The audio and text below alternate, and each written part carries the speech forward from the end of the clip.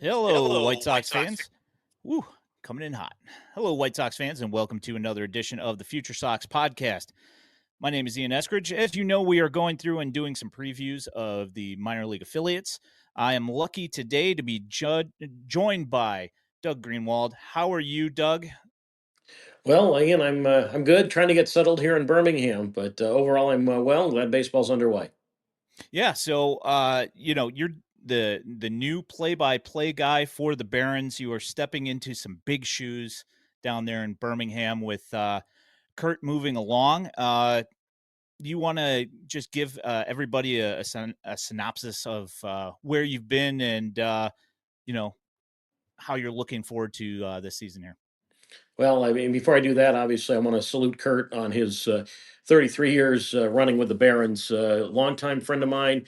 I think safe to say wouldn't have this position if it wasn't for Kurt, who put me in touch with the president of the team, Jonathan Nelson. So, big thank you to both, obviously, for this opportunity. But I mean, 33 years, and I mean, with one affiliate, let alone one minor league organization, with Kurt. Just what a run, what a guy, and what a friend as well. So he definitely a big tip of the cap to him. And any Baron that has gone up to the White Sox in the last 33 years, Curt Bloom has a story. Whereas, given your initial question to me, my synopsis is I'm totally a clean slate when it comes to the White Sox, and to me, all the affiliates I've been with, whether it be the teams I've personally covered or other teams in the league. I've never seen a White Sox affiliate. This is my first time, so I'm very new to that organization in terms of the minor league side of things. I mean, certainly follow them to the big league level, but my synopsis, my background has primarily been, the bulk of my career has been with Fresno, which 17 of the 20 years I was there was Pacific Coast League team, primarily a Giants affiliate. Later moved to the Astros for a few years, Washington for 1 year before the pandemic hit, and then the last couple of years I was there, the team, Major League Baseball, moved Fresno to Low A and was a Rockies farm club. But the majority of my career, I would say, has been based mostly around the Giants, whether it's been doing a few big league opportunities in the regular season for them, their spring training webcast for 12 years, or being with a Giant affiliate. Again, the bulk of that time with their AAA club in Fresno, or even going back to their days at AA in Shreveport. So I'm mostly familiar with, we'll say, the Western-based minor league teams. And as you know, the White Sox have all of their minor league affiliates in the Southeast. So this is all new to me, but it's been fun, and so far everyone has been great from Paul Giannis on down. Uh, Scott Reifert at the big league level, the broadcasters of the White Sox with the, Connor and DJ. I've known Lynn Casper a long time, so I think that helps as well. I'm not talking Lynn in a while, but I mean I'm familiar certainly with the broadcasters, but class group, no doubt about it.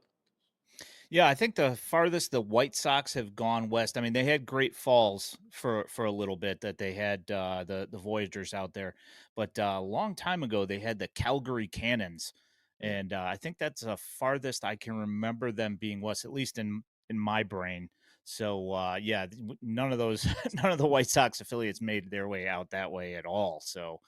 Um, so I guess we'll just move into what the Barons are going to be this year. And I would say that the biggest storyline headed into the year is probably the three-headed monster that you have in the starting rotation over there of Noah Schultz, Hagen Smith, and Grant Taylor. We were hoping that you would have 3 games under your belt coming into this conversation, but unfortunately we only have 2, but you did see Schultz and Hagen Smith. Your takeaways on what you've seen so far and what you've heard? Well, I mean, I think, it's tough to say with one game, but as advertised, I mean, Noah Schultz gave 4 good innings the other night. He had a second inning hiccup, but, it was a lot of singles, just a flare here, a flare there, line drive hit here. Um, at least minimize the damage early, keywords early, to 4 runs. And then, Hagen Smith, a few maybe jitters here tonight with some walks, but 10 strikeouts. And in the last six batters he faced, he struck out. The last nine batters he faced, he retired in order. I think overall between those two, what was I think 15 strikeouts combined, with five combined runs over the course of I guess roughly about maybe eight innings combined Mhm. for each. No, I think overall, well, I mean the key words here, obviously, you know, the health of both. I mean, each have had. Whether it be Schultz with some shoulder impingements, of course. I know Hagen Smith. We're talking years ago. I say years ago, maybe 4 years ago with Tommy John. But uh, I think with Noah, he's got such a strict work ethic. I mean, he just it's his and he was great. He gave me some good quotes the other night. But he told me, he says, "Hey, I won't be able to talk to you until I have to go lift and I have my my day before start routine. Obviously, you don't talk to a starting pitcher the night," he goes, but very regimented. I think the key for both is that they were able to go to big league spring. Each were able to go. I didn't talk to Hagen. I haven't really talked to him much, but no, I did talk to him about big league spring, and he says, "Hey, you know what? It was just a great experience to be around veteran players. To know what it's like up there gives you more motivation, obviously, at this level to get up there." But no, it is a great three-headed monster. Taylor, he's going to pitch at the back end of the rotation. I know he had Tommy John surgery as well. Being that I don't travel with the team, I will not see him pitch in Chattanooga, so I'll see him in a second start. I do know that Schweitzer will Taylor will be very, I guess, very very monitored for talking to the pitching coach John Kilvika. Um, John said that Taylor will have Schweitzer piggyback him, meaning there'll be a designated second starter behind him. The second starter, you know that term, um, behind Taylor. So, but no, I mean Hagen Smith the other night, and I know we'll get to the bullpen in a moment, but I mean that certainly has been I'd say the strong card. We're talking two games, but so far for the Barons. Yeah, I the as far as the piggyback for Schweitzer, I mean, uh, previously when Noah had been in Kannapolis and in Winston-Salem, he had, in Kannapolis, he had Mason Adams, who has just recently had TJ as well. But seeing the two stark, the stark contrast in between the two pitchers really seems to throw off the other teams and is seems to work really well. The one thing that I think that you'll run into is every time the Barons play the Smokies, it's the same thing, just the little nip here and there, and it's just dinking and dunking, and they're capable of hitting home runs, but their mo seems to be with these big power pitchers, try and get them out early with all these little singles and raise that pitch count up. That was the thing that they love to do. So speaking of the other starters, Gowans was supposed to pitch yesterday, which got rained out, and then you got Wickelman Gonzalez taking up the other slot. Have you talked to either of those guys or heard anything about them at all? I have not yet talked to any of those. I just most of my dealings have been, as I said, I talked to Noah a little bit the other night, and I did talk to again the pitching coach and John Kilvika a lot. And to start the year, John told me this. He said the starters for their first few outings are going to be 5 innings max, 80 pitches, and the club doesn't yet have a defined role for any of the relievers.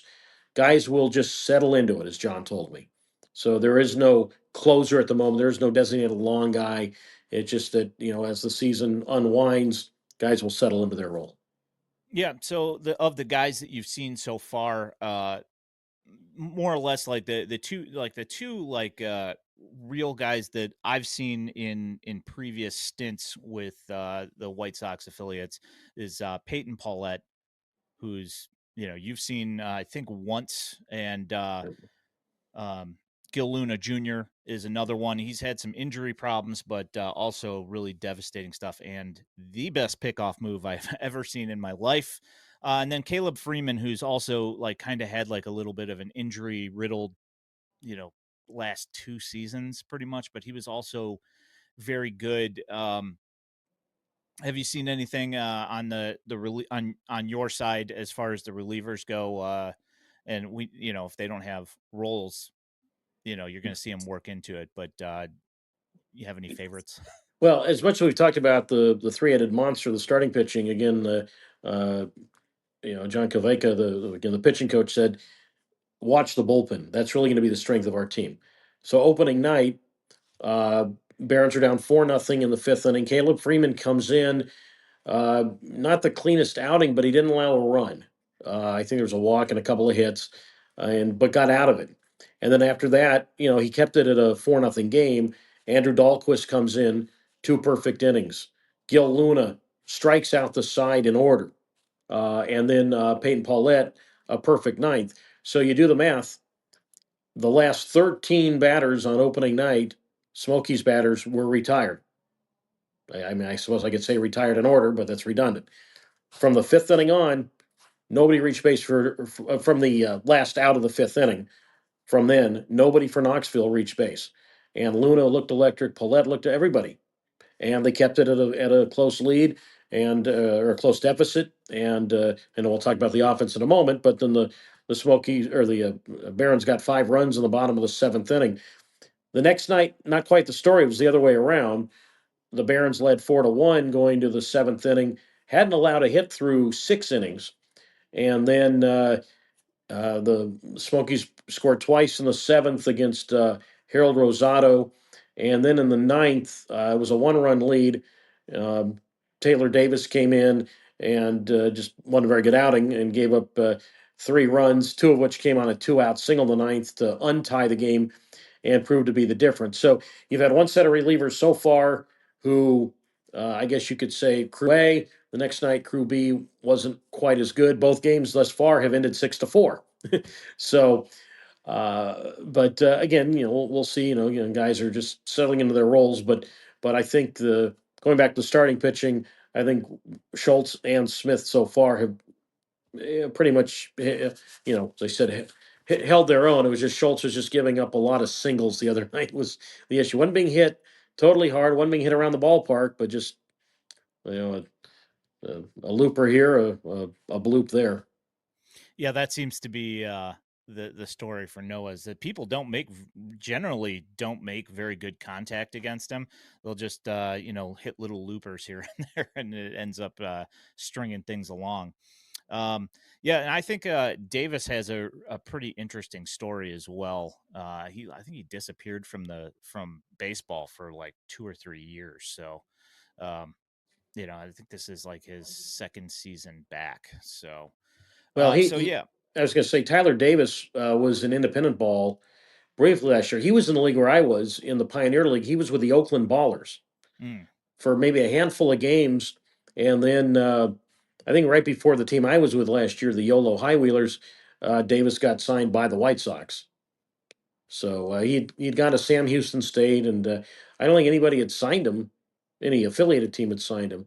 But anyway, that was his deal. He started professionally in the MLB Partner League. Ah, okay. So moving along to the infield, I guess I'll start at catchers. That you've got three guys there, but Omar Narvaez has been taking the majority of the at bats so far. But you have Adam Hackenberg, who I think he took one at bat or something along those lines, and He you also have Michael Turner, but he's been at first base. Yeah, I mean, Narvaez was a late signee, and here's a guy, and this the better question for Curt Bloom.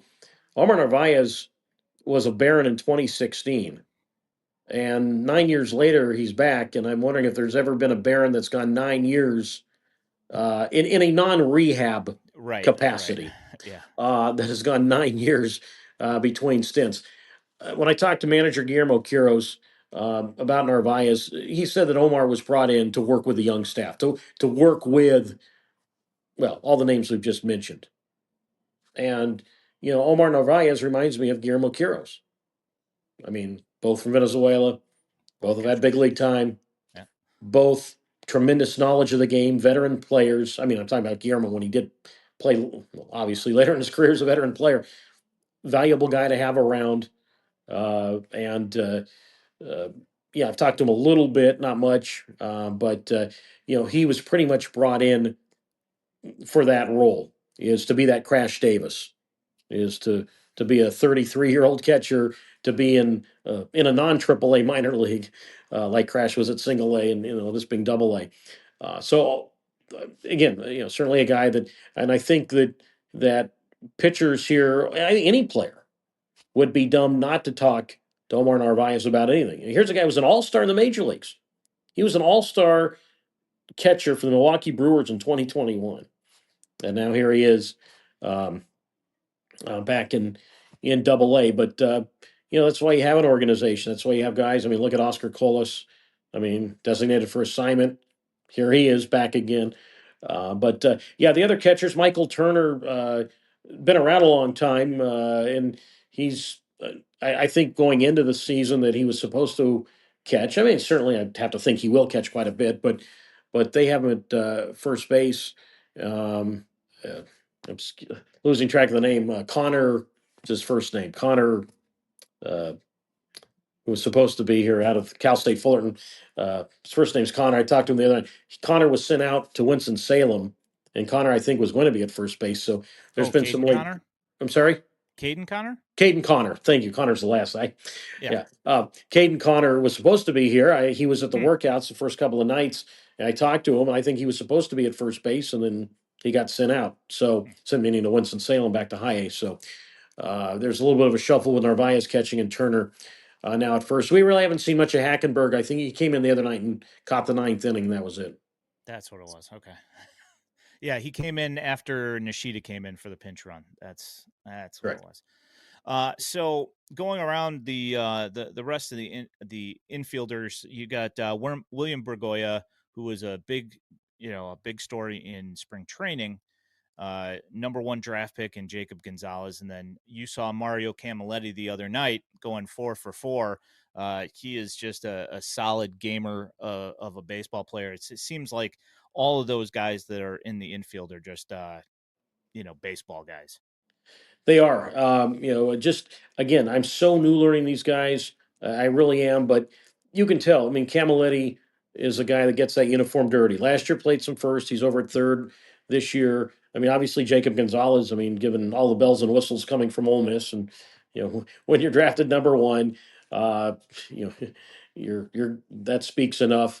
And again, Bergoya at shortstop.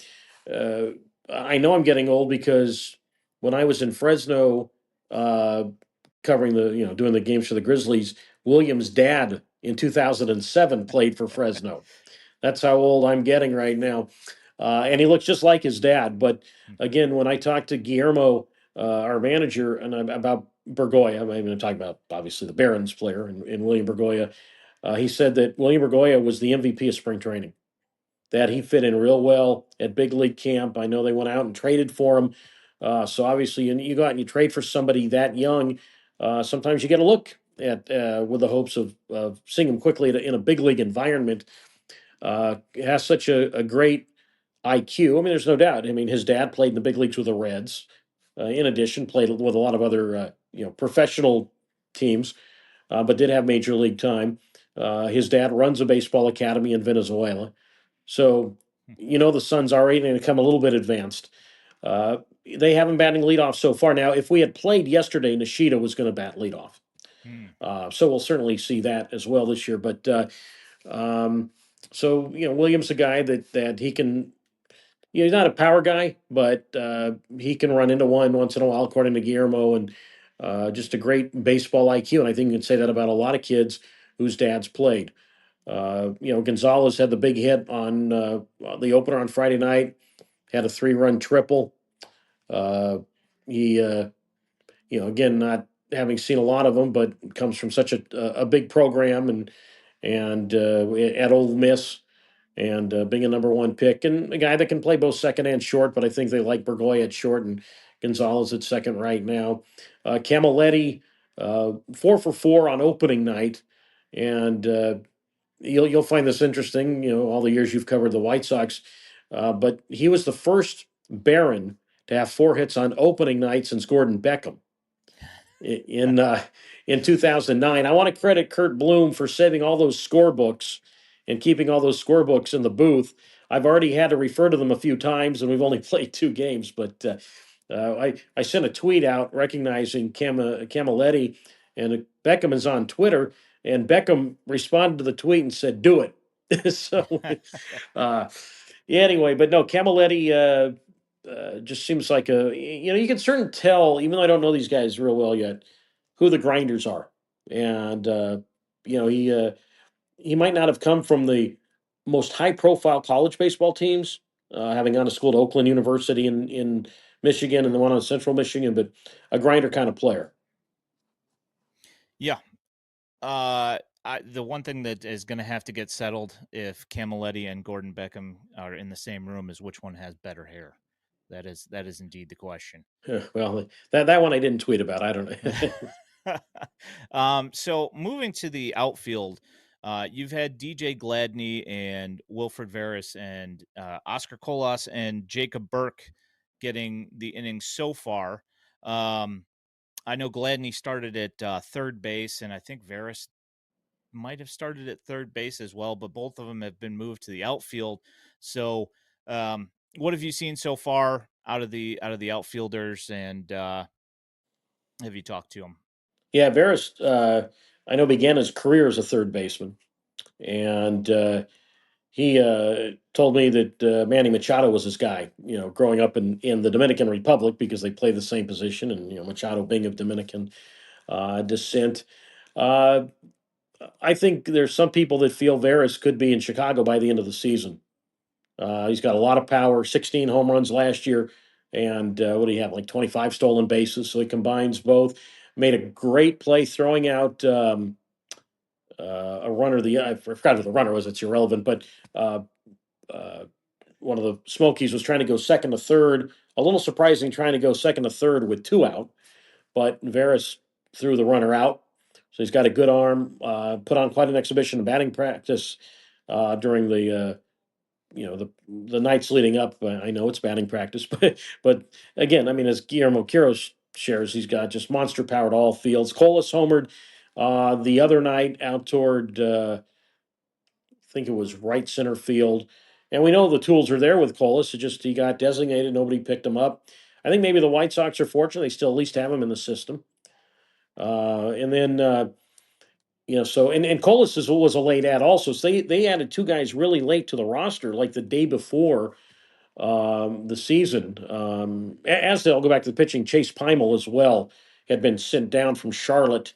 Yep. He had already had 1 outing this year since AAA started earlier. We didn't talk Yeah. about him, but he pitched the other night, meaning Saturday night. But Colas was a late add to the roster. And I asked Guillermo Quiros, about Colas. I said, because I'm picking Guillermo's brain, I'm needing to learn a lot of these players. And Guillermo looked at me and says, "You know what? I don't even know him." He says he's been at the big leagues or AAA the last few years, while Guillermo's been in the lower levels managing, so he doesn't know a whole lot about Colas. But Gladney and Burke, of course, they pretty much all the outfielders have had time in Birmingham one way or another. I mean, Gladney was the hero of last year's uh, Southern League title with a game-ending single, and again, he's got a great background because he grew up in inner city Chicago, grew up on the South Side, grew up a White Sox fan. It's a dream for him playing in the system and great attitude guy, and he's got some pop. And Burke is your prototypical center fielder. I don't know how that translates necessarily offensively, but a guy that's got a lot of speed. What people told me, made a game saving catch last year in the playoffs. So far this year, he's made a great running catch in the outfield. I mean, I think that's pretty much who your 4 outfielders will be, and I think probably if I had to guess, Colas would be the primary designated hitter, or I could see with 3 catchers, Narvaez DHing on the days he's not catching. Hmm. Yeah, I mean, we had heard something in Chicago about them trying to move Colas to first base, so we assumed that when he got sent to Birmingham that he would get time at first base. But I mean, you want to keep Turner's bat in the lineup, and if they want Omar Narvaez working with these pitchers, I mean, I just don't see where, other than DH, like where the at bats are going to go unless he's flipping with Turner at first base or something. I don't know. It's Yeah. obviously It- something for Q that he's going to have to work out. Well, and I obviously we're talking about the outfield, Nishida. I mean, I didn't forget about him. We just haven't seen him in the outfield yet. But Q says Nishida's the fastest guy on the team for a team that has speed already. When you look at Gladney and Varys and Burke, but Nishida can outrun all of them. He says he's just like a rabbit out there. I mean, and Q talked about. He said any of our speed guys, they have a green light to go at any time. Yeah, I think there's also Terrell Tatum starting out in Arizona. Um, I don't know, like I would assume that he would end up back in Birmingham. That's where he ended the season last year, and that's another speed guy, another outfielder that's got some experience in the playoffs as well. So I'm sure I wouldn't be surprised if he ends up back out there at some point here soon. But I don't know what his injury was. So Yeah, um, I've not heard what the deal is there. yeah. So obviously we've talked a little bit about Nishida here. I'm waiting for you to be able to experience the Riku Nishida that we've been watching here for the last couple of years, because he's a lot of fun. Yeah, again, I'm excited to watch him play, and I joked with him the other night about uh, why he didn't play football at the University of Oregon. I know football's not exactly the most popular sport in Japan. I mean, I know the answer. I was kidding with him, and he looked at me sort of like, "No, no, no, I'll stay away from football." He told me he'd go to all the games, though. As a fellow student athlete, but because I said, well, I think he'd be a good running back. But no, as I said, excited to watch him. And, I think this is a team that, you got 15 guys returning from a championship caliber team. So these guys know how to win at this level. And I know none of them want to be at this level. I get it. I totally get it. Heck, I'd like to be in the major leagues myself. You have a new manager here in Guillermo Quiros, not new to the system, but new to Birmingham. So it helps that he's worked with just about every one of these players, one way or another. Again, Guillermo and I were together in Fresno when he played with the Grizzlies in 2012 and 2013. I've known Guillermo a long time. Knew Guillermo. He played with just about every Pacific Coast League team in addition to Fresno. So I knew him even as an opponent. Always a winner, no doubt about it. I could tell you then that I felt 10 years ago that Guillermo would go on and be a really good manager. So he's, right now, I think it's a perfect foundation for whether it be for him or a lot of these players, because we know the big league team hasn't been good. No hiding that over the last couple of years. But when I was talking to, again, John Kavelka, the pitching coach, and he brought up a good line about this. He says, yeah, we've had our struggles, obviously, at the big league level. But right now, our minor league side, look at what the Astros did about 10 years ago. Their major league team wasn't any good, and they got a lot of the top picks. And that translated to a couple of world titles and to continuous playoff appearances. So I think right now the future is bright for the White Sox with a winning foundation in Birmingham last year. And I think that we will find similar results this season. All right, well, thanks for running us through here, Doug. You got anywhere where people can find your work other than in the booth with the Barons? Well, you see my Twitter handle right there, Dugout04. That's Doug, Dugout04. That all the credit goes to my mom. She came up with that. She came out with the dugout part, and I came up with the 04. But I like to tweet, and I enjoy tweeting things, historical things about the Barons, or little tidbits about what's going on with the team. Things like that. So I'm on there, and I do some Instagram once in a while. You can find me on Facebook. And usually on Facebook or on Twitter, I always promote whenever the Barons are on the radio. At least it's not about me, folks. Let me make that clear. But the games that I'm doing, that are the ones where I'm handling the play-by-play, I always post who our pregame guest is, how you can listen to the game, and my pregame guests, of course, will be primarily Barons or White Sox related. But keep in mind, I am a baseball broadcaster, and I do talk and promote coaches, managers, players of other teams as well. So anyway, it's a lot of fun, and as I said, we're back at it at home on the 15th against Biloxi. The team this week will be in Chattanooga. All right. Well, thank you, sir. Thank you for coming on tonight and talking with me and running me through the Baron stuff. I appreciate it. Thanks for including me, and look forward to it throughout the season. All right. Thanks. Appreciate it.